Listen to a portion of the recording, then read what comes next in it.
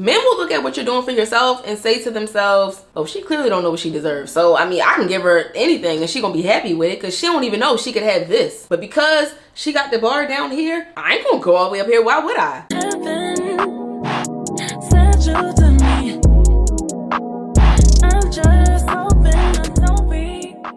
Hey girl, welcome or welcome back to my channel. If you're new here, my name is Trinity and I am basically here to help you to become your best self in all aspects of your life. I'm here to help you level up your mindset and just become the woman of your dreams. So if you are interested in content like that, make sure you like, comment, and subscribe before we even get started. Today we're going to be talking about how to strengthen and improve your relationship with yourself. I am so excited to make this video today. If you're not new to my channel, then you know I'm always talking about self-care and just spending time with yourself, getting to know yourself, because your relationship with yourself is the most important relationship you will ever have aside from your relationship with God. The relationship you have with yourself is so important. One, because that is the one relationship that you will always have no matter what. And two, because it's the one relationship that affects all of your other relationships, whether platonic or romantic. If you are currently experiencing a lot of self-doubt, a lot of low confidence, low self-esteem, not trusting yourself, not believing in yourself, not feeling like you can have the things that you would ideally want for yourself, this is the video for you. So without further ado, let's get right into it. The first way to improve and strengthen your relationship with yourself is to stop subjecting yourself to low vibrational experiences.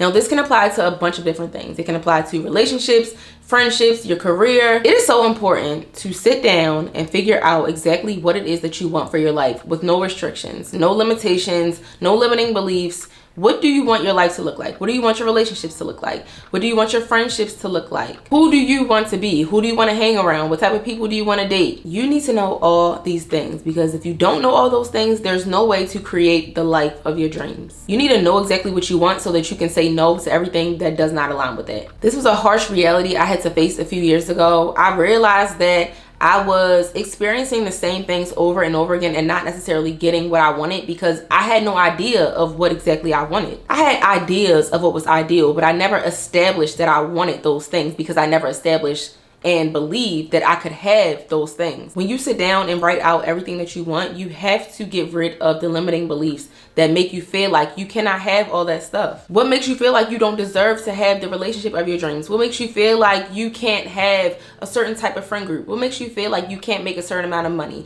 What makes you feel like you cannot have the career that you want? When I was not clear on those things, I was accepting any and everything from everyone, and that was not getting me anywhere. So I had to figure out exactly what I wanted. I had to be clear about all those things. That way I could start striving for those things. I always say you never want to just try a whole bunch of things and just hope that something sticks. What do you want? You shouldn't want to just have whatever sticks, whatever seems to work. What do you desire? Once you become clear on all that, and once you convince yourself that you are worthy of those things and that you deserve all those things, it will be so much easier to say no to people and things that do not align with what you say you want. This is so important because that whole concept is directly tied to how you feel about yourself. A lot of the feelings that you have about yourself, a lot of the things you experience, like guilt and shame, negative self-talk, a lot of self-doubt, a lack of self-trust, those things often come from choosing things that you know are no good for you and allowing yourself to be in situations that are no good for you and that don't serve you for long periods of time. You will love yourself so much more and trust yourself so much more when you start to value yourself enough to say no to things that don't align with the idea you have for your life. So start choosing better. If you're in a relationship right now that looks nothing like the one that you know you deserve and that you truly want, you might have to walk away from that. If you are friends with a bunch of people who do nothing for you, and if you don't benefit from that friendship at all, you may have to walk away from it. You may have to start spending less time with those people. If you are on a job that is costing you your mental health, a job that is not fulfilling at all, you may have to start applying for other jobs. You may have to figure out what your purpose is so that you can start walking in your purpose and making money from your passions. But you have to make the decision first. Another way to strengthen your relationship with yourself is to journal. This one may seem very simple, but it's actually very effective. I love to journal because not only does it allow me to express my thoughts and my feelings, but it allows me to organize my thoughts and feelings. I don't do well with a bunch of stuff just floating around in my head. I have to get things out of my head and either on paper or in my notes app on my phone. Bottling things up is unhealthy. Mental clutter is unhealthy. Another reason why I love journaling is because it allows me to express my feelings with no judgment. moment. And it allows me to really process how I'm feeling. Sometimes we know how we're feeling, but we never give ourselves the chance to process those feelings and those emotions. I really used to underestimate the power of journaling, but I know that it works because every time I take the time to do it, I feel so much lighter, so much better, and I feel like I have so much more clarity at the end of it. And I've said this before, but you don't always have to sit down and just fill up a whole bunch of pages about how you're feeling. You can use prompts. You can just do little short check-ins with yourself. How was your day? Write 3 things that you enjoyed that day, 3 things that made you feel good, 3 things that made you feel bad. It doesn't have to be a long, drawn out thing, but you want to make sure you are in tune with yourself and what you're feeling and the emotions that you're experiencing on a daily or weekly or maybe even monthly basis if you don't want to do it too often. Another way to strengthen and improve your relationship with yourself is to set boundaries with others. This is something that I talk about all the time because it is so necessary. If you want to be happy with yourself, you got to learn how to tell people no. You got to learn how to stop being a people pleaser.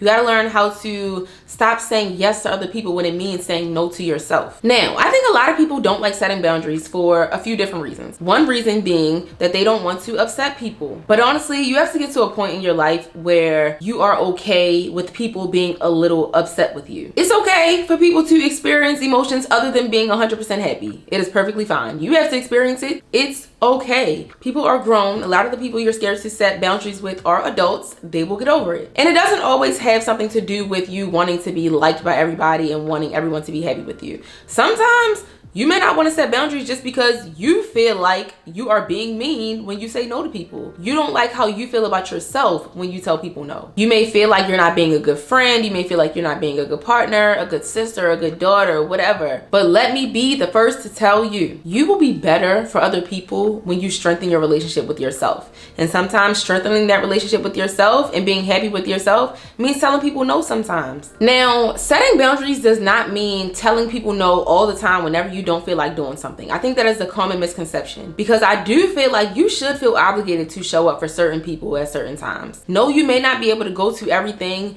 No, you may not be able to say yes to every single thing. And no, you do not have to. But I do feel like you should have a sense of obligation when it comes to certain people. For example, if I have a friend who always shows up for me and she's having some type of event and I don't have nothing to do, I'm not going to just say, oh, I'm tired, I'm not going. Yes, I do feel like you should rest when you need a rest, but there are certain times where you're going to have to make a sacrifice, and that's what a lot of people don't like to hear. A lot of people who claim that they're really good at setting boundaries, they really just don't like to inconvenience themselves at all. They don't like to make sacrifices, and sometimes you do have to make sacrifices. You do have to compromise. So it can be a little tricky sometimes. But for me, it's not really tricky. I have certain people who know if they have something, I'm coming. If they need me, I'm coming. But I think the key to that is surrounding yourself with people who also are good with setting boundaries, because then when you do have to say no, they're not taking it to heart. When you can't show up for them, they're not taking it to heart. They don't feel like they need to cut you off and that y'all can't be friends anymore because you had to choose yourself that day. If you do struggle with when to say yes and when to say no, one thing I find helpful is thinking about what that task is going to cost you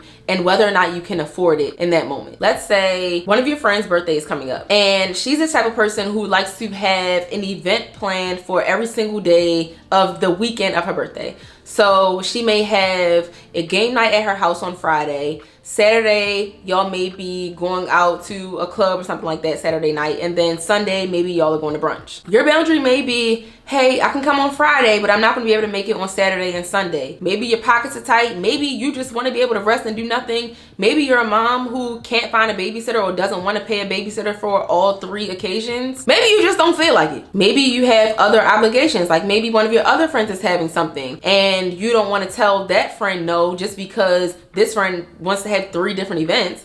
Like, you can set a boundary and still show up for people in another way. And setting a boundary also doesn't have to mean saying no flat out. Holiday time is coming up. If your friends decide that they want to do a gift exchange and everybody has to spend $150 on a gift, but you don't really have it to spend $150 on a gift, you can say, hey y'all, money is a little tight right now. I'm not gonna be able to do $150. I can do $100. I can do $75. Is it okay if we like change it up a little bit? I'm pretty sure they're not gonna mind. Figure out how you can show up for people. Another way to strengthen your relationship with yourself is to give yourself what you need at any given moment. Now, do this within reason, because I don't want nobody in the comments saying, oh, well, I feel like I need a Chanel bag. Does that mean I need to go buy a Chanel bag? No. What I'm really getting at here is you need to listen to your body, listen to your intuition, listen to what your inner child is telling you that it needs. If you feel like your body is telling you that you need rest and that you need a day to do nothing, give yourself a day to do nothing. Give yourself a day to rest. Take a nap. You may be telling yourself all the time, oh, I don't have time to take a nap. I have to do this. I have to do that. Sometimes you just need a nap. I said in one of my recent videos that my self-care one day was taking a 3-hour nap. I'm not a nap girl. I gotta be dead tired to take a nap, but I slept for 3 hours on my couch and I did not feel guilty about it at all. I had to give myself permission to do that, because if you are a girl who hustles a lot, you know it's hard to really allow yourself and give yourself permission to just do nothing. I know we're talking about needs, but I feel like this concept can also apply to wants. Like for me, y'all know on Fridays, I don't have jacks. Friday is my night to treat myself to whatever I want to eat. If I want some fine dining, I'm gonna do that. If I want to go get my favorite tacos from downtown, bring them all the way back up here, I'm gonna do that. If I want a seafood boil, I'm gonna get that. If I want to get some crabs, I'm gonna do that. I like to treat myself to a nice meal on Fridays. If I'm at work all day, my clients know I'm thinking the whole time, what am I going to eat tonight? I gotta eat something real good tonight. And I feel so good about myself afterwards, because I know that I gave myself what I wanted. I didn't deprive myself of what I wanted. Now, of course, if you're on like a fitness journey or whatever and you're trying to lose weight, there may be certain things that you can't eat, but I do believe in still allowing yourself to indulge in certain things and not necessarily cutting yourself off completely from the things that you enjoy. You can eat a little snack every now and then. It doesn't have to be something crazy and outrageous, but you can treat yourself to something every now and then. If you have this feeling like, I haven't treated myself to something in a long time, I would feel really good if I treated myself to a new makeup product, a new hair product, a new pair of shoes. If you feel like that, I'm gonna always tell you to do it. I don't encourage spending money that you don't have, but I always encourage people to definitely make sure you're treating yourself every now and then. Like I said, with the food situation, the same applies to buying yourself material things. You don't have to spend $1,000. It doesn't have to be something crazy, but if you feel like you will feel better about yourself because you have not treated yourself in a while, don't deprive yourself of having that nice thing. You're gonna get $20 back. I know some people ain't gonna like that, but yeah, I mean, don't tell yourself that every single day, but sometimes it is okay. This also applies to like love languages and stuff. If you're not new to my channel, you know I talk about this all the time. If your love language is words of affirmation, you got to learn how to say those things to yourself. You got to learn how to tell yourself you're beautiful. You got to learn how to tell yourself that you're worthy and that you are the hottest thing walking. You got to learn how to build your own confidence. If your love language is acts of service, you got to give yourself those things. If your love language is gifts, start treating yourself to stuff, because you set the standard for how other people treat you. Me and my cousin were just talking about this recently. She was saying that she recently started doing more for herself because she realized she can't expect other people to treat her like a princess if she's not treating herself like a princess. You got to give yourself princess treatment, because if a man got sense, he ain't gonna step to you with no less than that. He gonna look at what you're doing for yourself and say, okay, clearly this is the standard. This is what she expects, because she's already doing this stuff for herself. And like I said, a man with sense is gonna be like, okay, if she's doing that for herself, then I know at bare minimum, I gotta be helping her out with that stuff. Not saying he gotta be, you know, paying for everything, because everybody doesn't feel like that. But if I don't treat myself like trash, you better know I'm not gonna let you come in here treat me like trash. If I treat myself like a queen, like a princess, you gotta come in here treating me like a princess too. I don't care how you do it, but you're not gonna treat me like anything less than a princess, because clearly I know that that's what I deserve. Men will look at what you're doing for yourself and say to themselves, oh, she clearly don't know what she deserves. So, I mean, I can give her anything and she gonna be happy with it, because she don't even know she could have this. But because she got the bar down here, I ain't gonna go all the way up here. Why would I? I'm gonna meet her right at that standard that she set for herself. And last but not least, if you are not new to my channel, you've heard this one a million times too, but it's something that is so important. You need to get to know yourself. There is no way to have a good relationship with yourself if you don't even know who you are. If you don't even know what you like, what you dislike, what your strengths are, what your weaknesses are. You have to know all of these things. We are, as women especially, often so wrapped up in and focused on our relationship with other people, whether it's our friends, our family, our romantic partners, our kids, and we don't put that same type of energy into getting to know ourselves and exploring ourselves and figuring out who we are and what we like and giving ourselves those things. Like I said before, the same way you have to get to know a romantic partner, you need to get to know yourself so that you can have a good relationship with yourself, so that you can know what to give yourself when you need it, so that you can know where you're lacking and so that you can help yourself become a better version of yourself. It's all the same. Literally, I don't know why we neglect ourselves so much and why we feel like it has to be such a complicated concept when we're just talking about us and who we are, but you literally apply the same principles that you apply in your romantic relationships and in your friendships. It's the same thing. You need to be spending quality time with yourself. You need to be having conversations with yourself, and that's why I say journal. If you don't feel like you know who you are, if you don't feel like you're very self-aware, start journaling. Look up some journal prompts on Pinterest. Ask yourself questions and really take the time to answer those questions so that you can figure out exactly who you are. For the longest time, I didn't know what I liked, which is why I could not decide what I wanted for my life. I didn't know what truly made me feel good. I didn't know what truly made me happy. So as always, I hope y'all enjoyed this video. Hopefully there's something you can take away from this to help you to strengthen your relationship with yourself. Again, your relationship with yourself is the most important relationship you will ever have, aside from your relationship with God. If you've never seen any of my videos on confidence and self-esteem, make sure you check those out. I will link them down below in the description box, and I'll also put a little card at the end of this video so that you can just click right on the video on the screen. Make sure you like, comment, and subscribe if you have not done so already, and leave some topics down below. I've been taking a little bit more of y'all's suggestions, so if you have any ideas of like videos I should make, things you want me to talk about, leave that down below. Make sure you subscribe, and I will see you on the next video. Bye. Heaven sent you to me.